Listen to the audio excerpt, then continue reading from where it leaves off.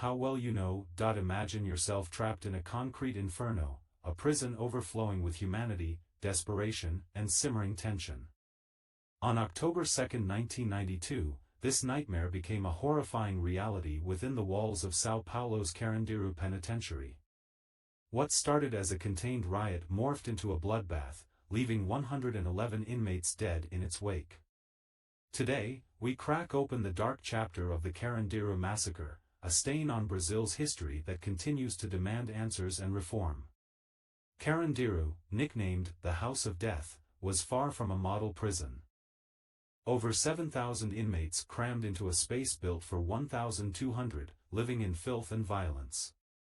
Gangs ruled the roost, tension simmered, and every day was a battle for survival. This tinderbox finally ignited on that fateful October morning.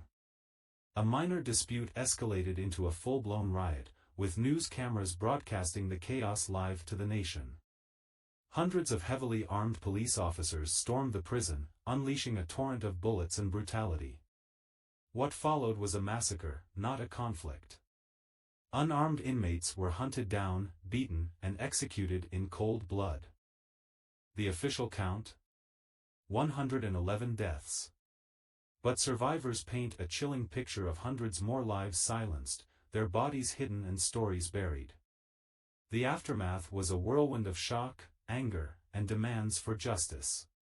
Dr. Drauzio Varela, a renowned physician who documented the massacre's aftermath, became a crucial voice for truth and accountability. His chilling interviews with survivors exposed the horrific reality of the day, shattering the official narrative of a necessary operation. But what of the families left behind? Shattered lives, unanswered questions, and a gaping wound that refused to heal. The fight for justice has been long and arduous, riddled with legal battles, corruption, and institutional cover-up. Even today, 30 years later, no police officer has served a full sentence for their role in the massacre. Yet, from the ashes of Carandiru rose a flicker of hope.